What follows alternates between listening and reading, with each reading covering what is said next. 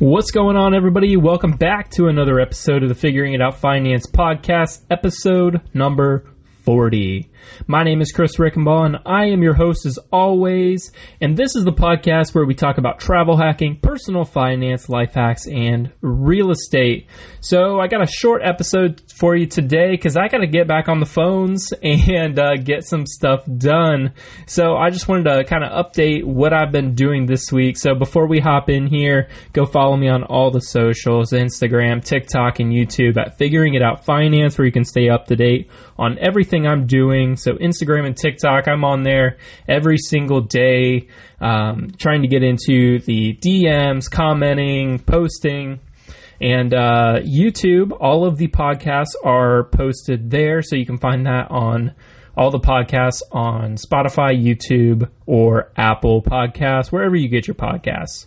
So go check out figuringitoutfinance.com as well, where you can stay up to date on my weekly newsletter on everything that I'm doing.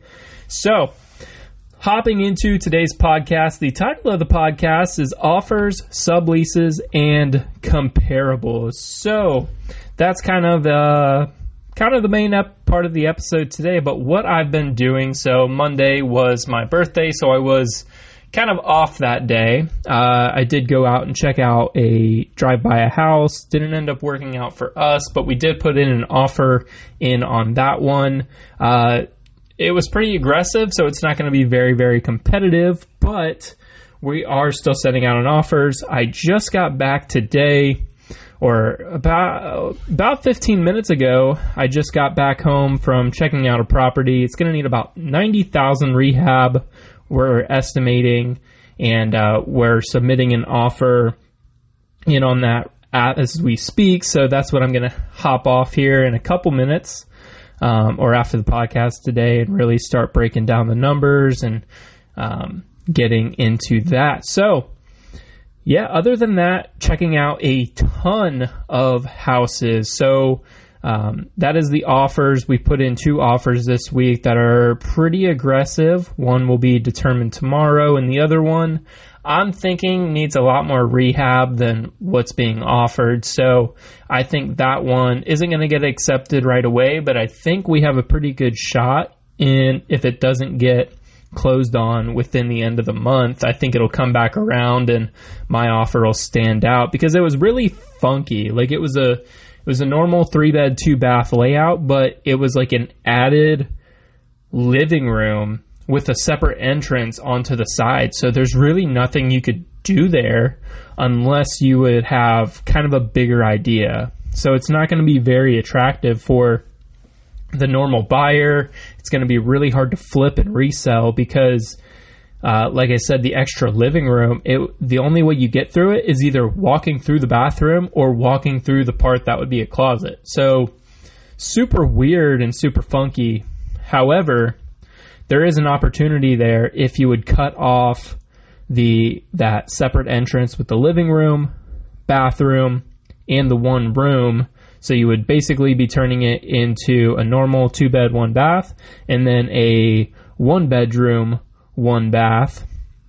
And then there is a basement part that would need pretty much a whole, put together, but you could have steps that lead down there into a bedroom, which would be super nice. The bedroom wouldn't have to be huge, and then you would still have your living room, your kitchen, and bathroom all there. So if I am doing that, then we're going to be looking at a pretty good-sized rehab, but it's going to be able to appraise, and it's going to be an awesome house hack for whoever wants it because there is separate driveways. So kind of some different strategies there, and today it's pretty much just going to be a straightforward rehab.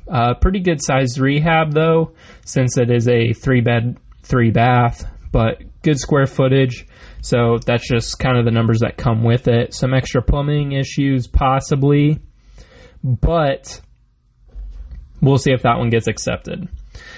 So jumping into the last part of the podcast here is subleases. So I spoke on Monday, or my podcast on Monday, episode 38, I talked about some of the strategies that I'm going to be using to go after some properties. So I talked about some aggressive offers, and then I talked about getting in touch with property managers. So the getting in touch with property managers was the one that was probably a little more out there, if this works.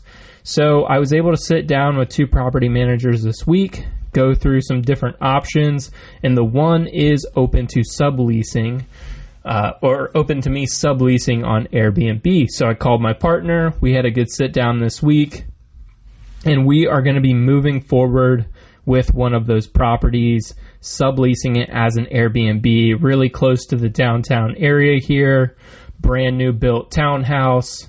We're looking really, really good on that. And after this podcast, I get to call him and we get it to start moving on that process. So super cool. Hopefully we'll be able to get that rolling here.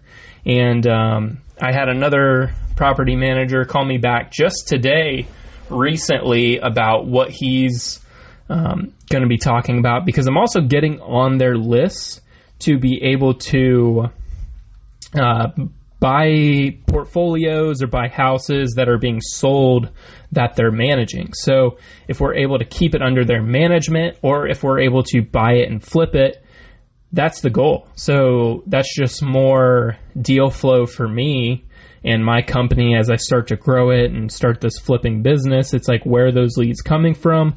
Those seem like easy leads, just being able to get on those lists. So that's what I've been up to today, and I got a lot of work on my plate here before the weekend gets started. So I appreciate you tuning into the podcast, and I'll be back on Monday with another episode detailing my first 12-week year.